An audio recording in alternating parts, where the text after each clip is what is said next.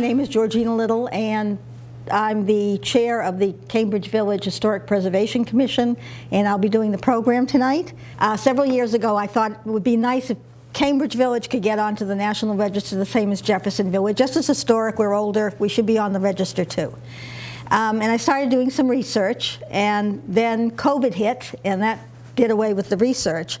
We brought it back together again, formed a committee, and I'd like to introduce the members of the Historic Preservation Committee. It's Kathy Johnson, Ann Standish, and Tim Lawler in the back there, hiding. And Jim Kinney is, I like to call him our liaison to the Board of Trustees.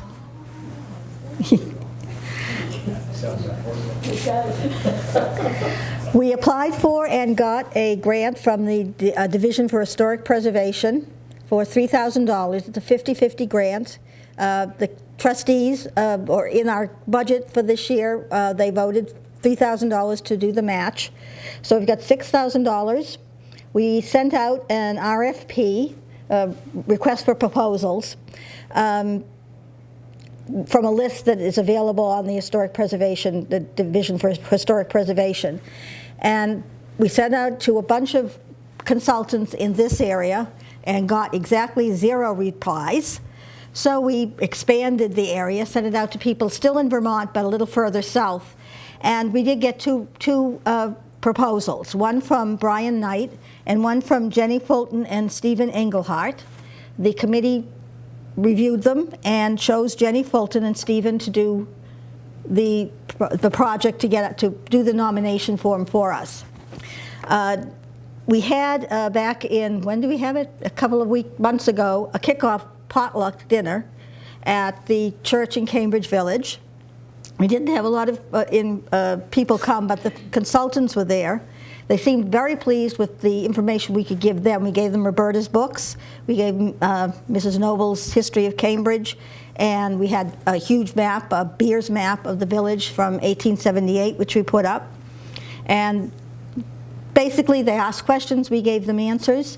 And last weekend, they came and did a walk of the village. They looked at all the properties, took pictures, did what they could. What they found were that there were 71 resources in the village that they noticed. 12 of them were definitely not historic. That would be things like the double wide and Kinney's, the hairdressers. They're not going to be, they'll be non-contributing. There were 27 that would require a little bit more research, and 32 that they were pretty sure were historic buildings in the village. And that's what they're going to start working on, putting together the report. Basically, I was thinking of this more as a sort of a back and forth. So that's not what I want. This way. There we go. Okay, this is the timeline that we had. As I said, we had the public kickoff meeting back in August. And tonight's our presentation to the Historical Society. And we're also planning at the end of the month doing a historic walk of the village. We'd like as many people to come as possible. We're just going to walk around the village, look at the houses, see what's there, see if we can get the people in the village more interested in the process. And everybody's welcome. It'll be 2 o'clock on October 30th. It's a Sunday afternoon, and hopefully the weather will be lovely. So put it on your calendars. Then we have to do reports to the division pretty much constantly, so we'll have to do that in December and in April. And also in April, the Cambridge Elementary School does every year, they do a history module. And just by happen chance, next year it's going to be on Cambridge Village. So that would be very good, and the committee will be involved in doing I've never done it. Jim, you've done things up there, so yes. You know how it works. Yeah. So you can be our mentor on that. Next October, about a year from now, hopefully we'll be able to give you a full progress report where we are, and hopefully by the end of next year we'll have the nomination form in. And I don't think it takes that long once we have it submitted to get a reply. What I've done, what is going on here? There. Is just put together some pictures of the village. This is obviously historic pictures of the village, one looking east, the other looking west. And it really hasn't, other than the paving, it really hasn't changed a hell of a lot since these pictures were taken. Unfortunately, most of the trees have died, but we're trying to put more up. And I tried to take some pictures today to show what it would look like, what it looks like today, but that would require standing in the middle of Route 15, which I didn't think was a good idea. So I did manage to put together a couple of Google photos for our presentation, not for this presentation, but for our presentation to the division. Oh, I got to put it. What I've done is I put together pictures of the properties in the village that I think are contributing, meaning that I think they're historic. Some of the pictures are from, most of the pictures are from the 1980 architectural survey that the division did. Some of them are historic. There's a few of them that are historic. And some of them, which you'll see, which are in color, are ones that I took myself because I didn't have any other pictures of them. The Catholic Church, obviously, I guess it burned in the 60s, Pim? 60s, but it was rebuilt looking exactly the same. Yeah, so the interior burned, the outside was... But the outside didn't, okay. So I think it certainly is contributing historically. Obviously, the health center is not contributing historically, but it was the site of the Cambridge Graded School. So the site itself, the property, is historic, even though the building isn't. And I think it should be one of the places that we have on our history walk. The next building,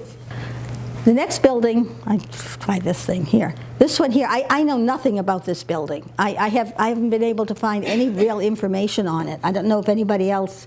It's where Dean and Ida Russin lived. Mm-hmm. That was the Cutler House. The Cutler House. For years, yes.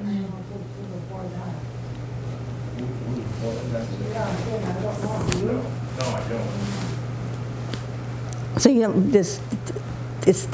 would you know when it was built or how long it's been? Is it on the Beers map? I'll have to look. You can also go back through the town records. Yeah, we had to stop doing that because of the COVID, but I've gone. I don't know whether I've looked at that one. The next house it's now owned by Jack Corse. Again, I don't know a lot about it. It's a brick house, so I assume it was probably built around the same time as the other brick houses. That is, I guess it's called the McGovern House. Yes. And it certainly is historic. The next one I guess it was the rectory for the church for a time. Was owned by the Bensons. It's now been sold to a Prescott. To a Prescott, right. Obviously, the Cambridge Community Fellowship, which is was the first congregational church and the oldest, as far as I know, the oldest Protestant community in northern Vermont, I think. I shouldn't say these things without looking at my notes. This house, the barn's gone. They tore that down some years ago. But the house is still there. Again, I think it's contributing.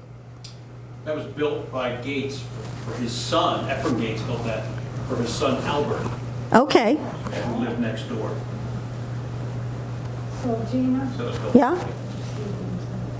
so, Gina, or maybe you would know, the parsonage, the brick house above, who owned that? Was that a family Spalding or something? There was an addition on the west end of that where Fanny lived. Oh, And remember the gentleman that lived with her he used to work on the railroad in New York City? I just heard of that. Yeah. Yeah. That's where Fanny lived. So who lived in the main part of the house? That man? That was the rectory. Oh, Was the always church. was, always, okay. And the reverend lived there. Yeah.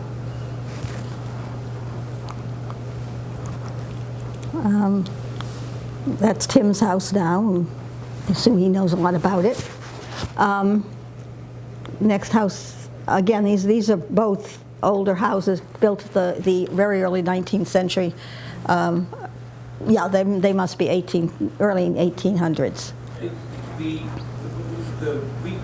got the guy who does all the brick restoration in New England came out and said that because the previous owner said that she saw a brick on our house that said 1826, which was the same year that the hotel across the street was built. But what the brick guy said, and this might be interesting for the Historical Society, is that riverbank where there's the huge clay bed that's been taken out, what they did back in the 1800s, once they found a clay bed, the farmers would hire a portable kiln, and the kiln would come in for years at a time to just fire out bricks.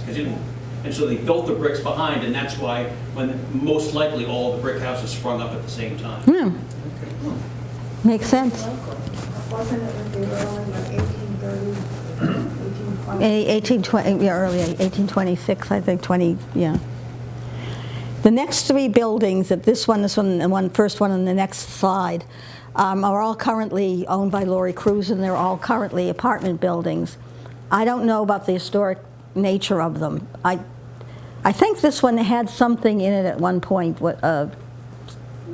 Maybe it. The brush store at one time. Okay, the brush store. That addition on the right of that, too, at one time. Oh, on this side? Yes. Ah.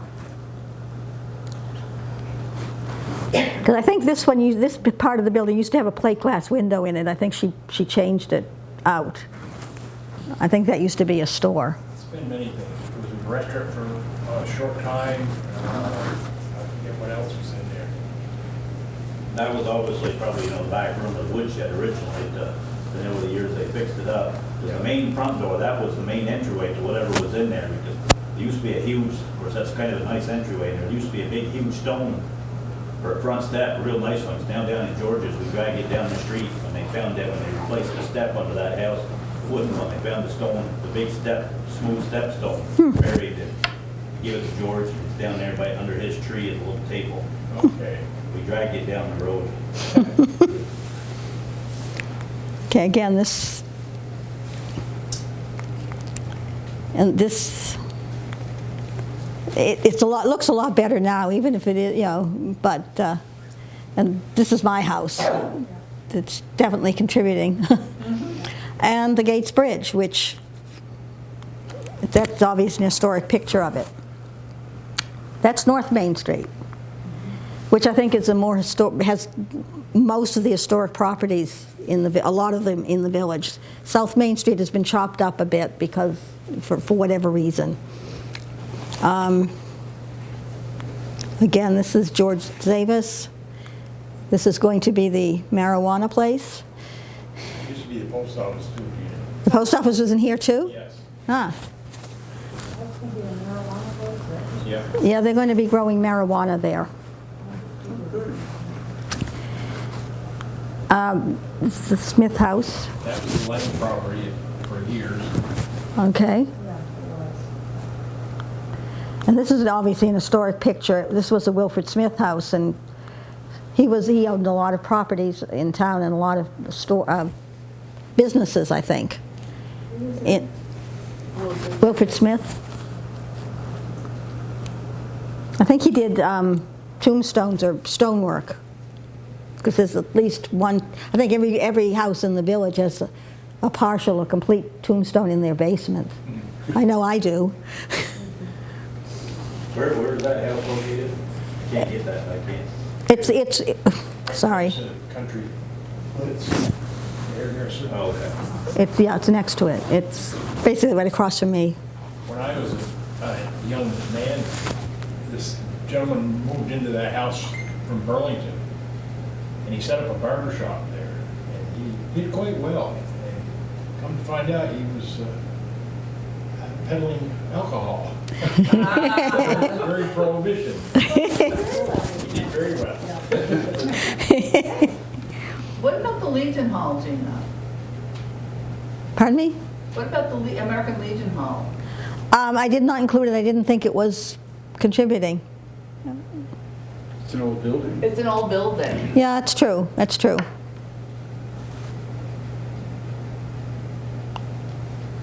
Sorry, I missed it. That's okay. I also didn't include the new, whatever it is, duplex that they just built, Yeah, that's definitely not. which is why we're going to skip everything between Wilfred Smith and the hotel, because there's nothing there that's contributing. The hotel, I think it's one of the oldest structures in the village. And I think, 1826, I think, as you said, yeah. So well, Ron's laughed, but that certainly would be an interesting stop for any tourist, I think. And believe it or not, that's Bruce's. Oh, yeah. Yeah, yeah. So it looks very different, but it certainly is Village Market. And of course, the GAR monument, which is contributing because it was put up in the 19th century, so, and it commemorates an historic event.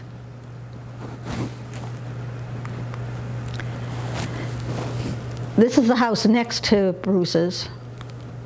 It's not the whole house, there's more house down here. But this is where the post office was, which is why I just have that picture in it. The next house, you know, I know nothing about it. This is where the Lottos lived. That was the Methodist parsonage. Really? Yeah. I mean, it's a big old Victorian, but I have seen very little about it. Yeah, the Methodist church was at Was- 229. was here. And that was next door, and it was the parsonage. So the Methodists had a much nicer house than the Congregationalists. What about the house that's on the other side of that lower one where you said the church was? This one? Yeah. Yep. I always heard that was the parsonage. Who lives in that now? Okay. Where the craft nook is? No, this is the one with that has the puddle in front of it now. Oh, where the chiropractor was. Yeah. Yeah. Yeah. So have we come to a conclusion which one was the parsonage? Which one is yellow? Neither of them. Lower one. The lower one. That's the parsonage. This one? Isn't there a chiropractor that had a practice in there? Yeah. Yeah, Yeah. that's the parsonage. Yeah. Okay, then we're back to knowing what the hell this was. Lotto's house, we don't know much. That was the Fred Dixon house for I was many, gonna many years. mention that, yeah, Dixon. Nixon or Dixon? Dixon? Oh, Because I assume it's a lovely 19th century house. Oh, it's, yeah. The bottom picture on the left, that was, the right side of that building was built for Montgomery Ward store. Really? Wondered about that. That's interesting, because I would have thought this was non-contributing, but if that's the case, it might. I wasn't sure about this property. Now, if you look down that driveway of that building you're looking at, Yeah. that little one-story thing, you can look down the driveway on the right-hand side. Mm-hmm. There's another little building in there. Okay, And then you got the next one, the next house there. This one? That building in there, Mr. Tobin bought that from the old people that lived in the yellow house that go with his snowmobile shop that he had in that building in his TV shop. That actually was the horse barn to the house that's on the right-hand corner. And he had a gun shop. There. But where that puddle is, if you look at that building, where that puddle is between the two buildings, that building between the two buildings goes with the house on the left. Now, just the building, not the grass in the front. The grass in the front goes with the house on the right. The whole thing used to go with the house on the right. Kathy's trying to take notes. I think she's going crazy. I can't, yeah. So is it the building that's in back, Rick? Yep, Okay. that was the horse barn to the house on the right. Which was the is house parsonage. On the right. Well, it was the yellow one with the chiropractor. This one. Okay. Let's see how it goes. And the Methodist church used to be in that open area between them.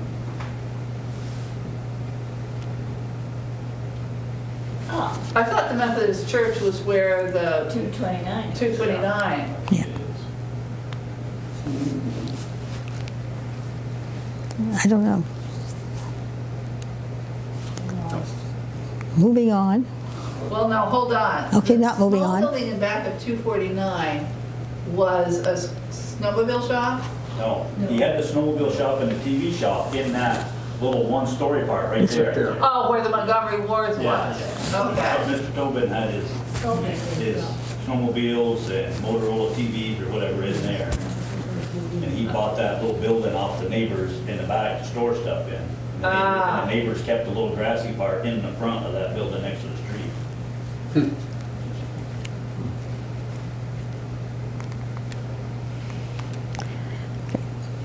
Okay, this house is where the Nook, Craft Nook is now. Yeah. And I don't know much of anything about that house either. It used to be an antique place. Mr. and Mrs. Pendleton. Pendleton. Yeah, I had an antique shop there for a number of years. Okay.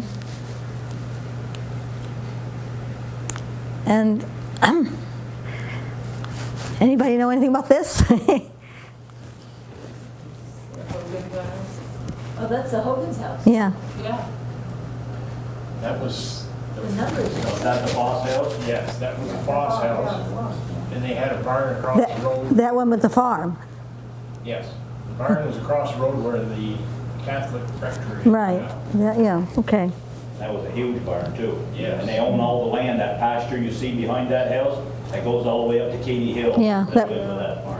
Yeah, that was sold recently, yeah. Just the upper part, just the wood part. He still owns the lower pasture part, I believe. No, they sold it. Oh, did sell too? Yeah. Because they split the woods off years ago up top, up on Katy Hill.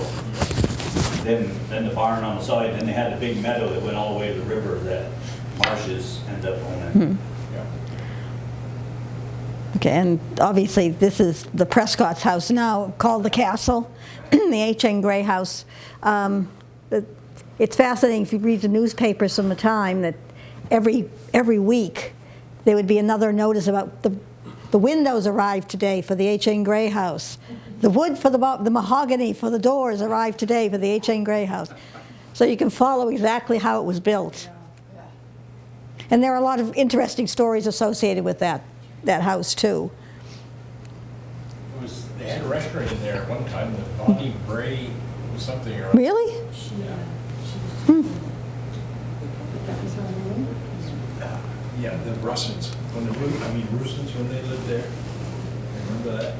No. Because when we moved in, it was bed and breakfast. Yes. Yeah. Sure has. Yeah. And there's mine. But, No, there's that. Obviously, I stretch it out a little bit. It might be a little, yeah. But we all know what it is, and we all know it's historic, and we all know Kathy lives there now, and they've done a marvelous job of keeping it. You know, it was a railroad station.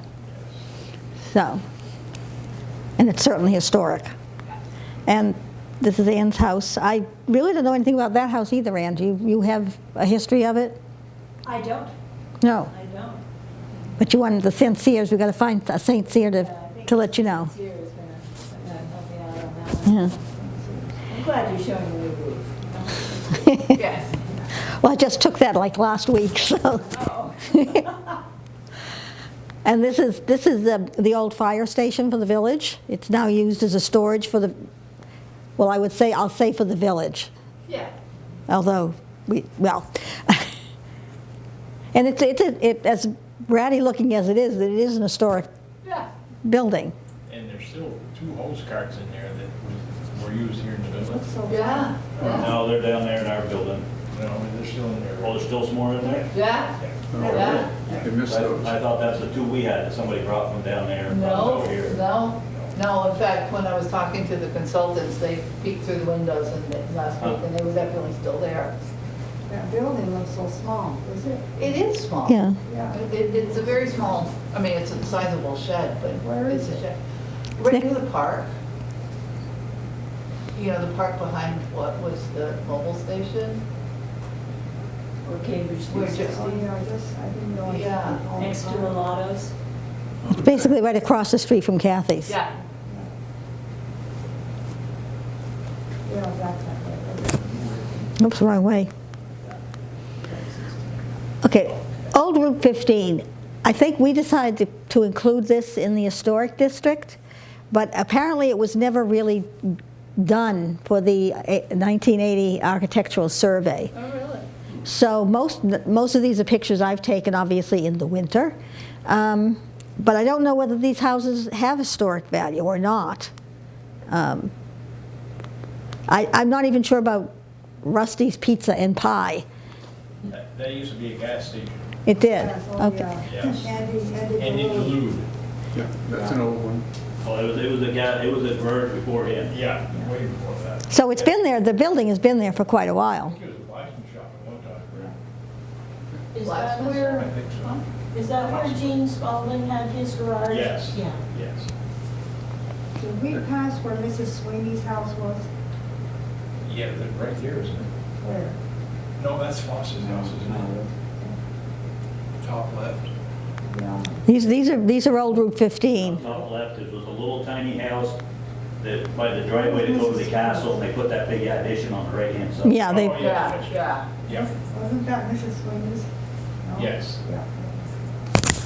okay, I think this, That's Delaney's now. Yeah. Some of the houses on Old Route 15, they used to serve dinner or I think- lunch for tourists. I think this house did. Yes. And I think that might be in Roberta's as well. Sign in it. The thing is, I don't know when these houses were built. I'm thinking the 20s? Oh, I think they're older. You think they're older than that? There's certainly some lovely houses up Yeah, there. no, I think they're older. And even if they're built in the 20s, that's historic. Yeah, it's still historic. I mean, 50 years No, is I historic, think they're so. older. I Yes. definitely think they're older. Yeah, and, yeah, like I said, some of them are lovely, and they have nice properties with them. Top left used to be John Warren's. Yeah. Yeah, Oh, yeah. Bernie lives there now. Bernie Chabot lives there now. Is that where it is? I don't know about these others. I know that, That bottom one on the right, there is a tea room in the back. There used to be have, That's right, that was the one I was thinking of. have a tea room. People could go and have tea. and Lawson Blazel lived in the bottom left house for a while. this one, Blossom? Yes. And Gene and Merle Spalding lived in the one on the right at the bottom. Yeah. here. But where was the tea room down there, which one? This one, I think you're saying. That bottom one on the right. Oh, that was the tea room. They had a room off the kitchen. That's right, I did. They had tables and chairs in there and.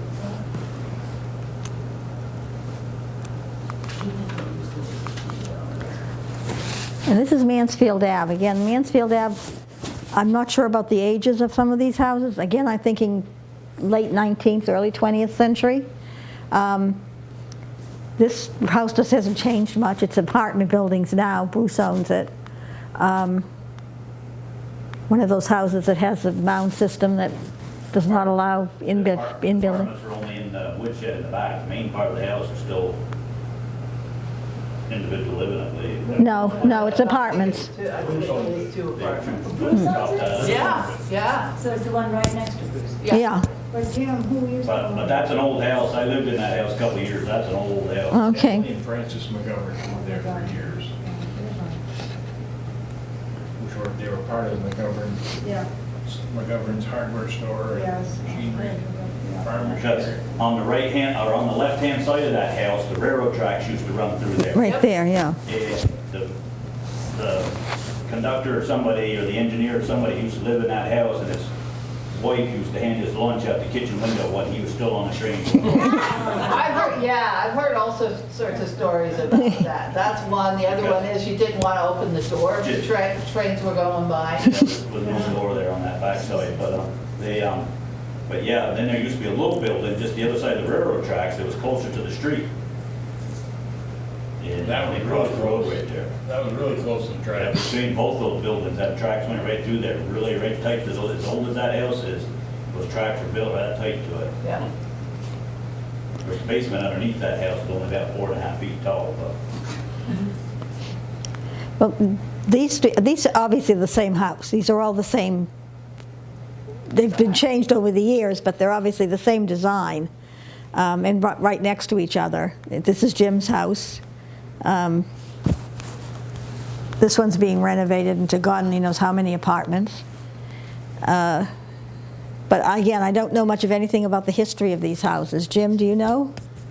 The one on the right, top right, was my sister lived Yeah. there for a number of years. I think the Strattons lived there at one time. Stratton family we were talking about. Oh, right, yeah, yeah. My house on the bottom right was approximately built in the 1880s. 1880s, okay. And I was an optometrist at one time. And my folks bought it in the 1940s. The one on the bottom left was Henrietta and Martin Ellsworth. They lived there for a number of years. Now Gina Johnston, Doggy Daycare there. yeah. And unfortunately, that lovely tree is gone. Yes, It was a victim of one of those storms. yes. Yeah. And again, these are continuing up Mansfield Ave. Like we were talking about this house. You can see the difference in the snow. This house definitely doesn't melt very quickly. It's the coldest place in the village. It is. In the darkness. Yeah, yeah.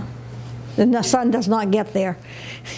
Jim, the yellow house is where Coolums lived, right? Right, Yeah, yep. yeah. That's old, I mean, that old Yeah. woodshed that goes along all the way out back to the barn connected on the back. Yeah. That's an old building. When That's, I was young, Fred Stoll moved into that house. He was from Fairfax. He lived there for a number of years. The top left house was the Hooper house, Marco Hooper. Oh, yeah. Yeah. We used to Yeah. have the mobile station. Okay. Where Joneses were? Yes, Yep. but Jones has been in two different places. Yes, I know, Yeah. but in my time. Yes, yes. and that's the Gates Farm, which is what makes Cambridge Village somewhat unique in having a farm in the middle of the village. I don't think it happens very often. Obviously, these are historic pictures, if anybody has been up there and knows what it looks like now. But I think they said there was something like 10 different buildings associated with the farm. And obviously, there's quite a few milking pies. I don't know. I'm not a farm person. This is, Mark Gates has been living there, but I think it was the hired man's house. No, that was Earl Gates' No. house. No, Earl Gates, okay, I'm wrong. Okay, They owned the farm. and, The top left picture, the first building you see there was a house, an office at one time. And during the Revolutionary War, they brought the soldiers in there to register them. And oh, really? Yes. Oh, that's important to know. Up in there, aren't you? yes, I always wondered why that was finished off in that tool shed. yeah, it's all plaster and lot. Hmm. Then the horse barn's connected to the other end of it. Yes, was. Well, it is still, yes, Yeah, right. and this is obviously the Victorian, it's a lovely old house. Yeah. And, Where Aubrey lives now. the Yeah. Bottom one, Aubrey Gates. and this is where Dave lives. And they did Yeah. the coach house, That was carriage the, house. That was a horse barn. Yeah. You can still see the stalls are still there. Stuff was stuff, but they're still there. Jim, the big house was some sort of get-together house or something. What was that house really? That was one of the first Gateses, I think, built that That, family, if I'm not mistaken. I mean, I love that great room upstairs. Oh, Yeah. Beautiful house. you look at all the embellishments on the house, it was an expensive house. Yeah. Yeah. Oh, yeah. I mean, that big room and the fireplace upstairs, like a big party room in that thing upstairs. Yeah. Well, that's basically my presentation.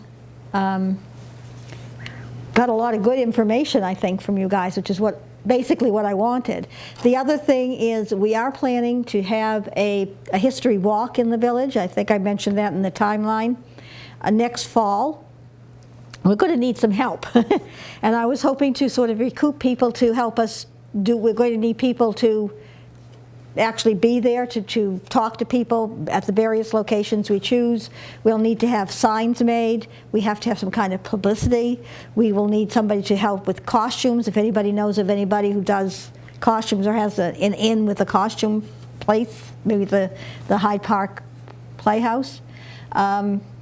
But we're going to have to start planning that pretty soon. So I'm hoping that somebody will volunteer or to help to do that. We're not planning to use it as a fundraiser. We're a municipality, so we're not going to make any money off of this.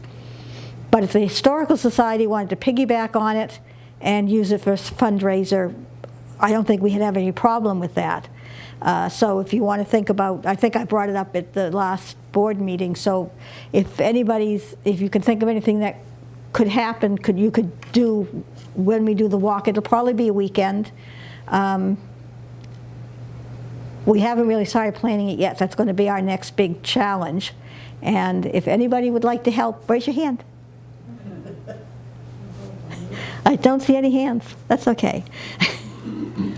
That's it. I mean, if you have any other things, your history things you want to talk about, you want to tell me about, or tell us about, please feel free.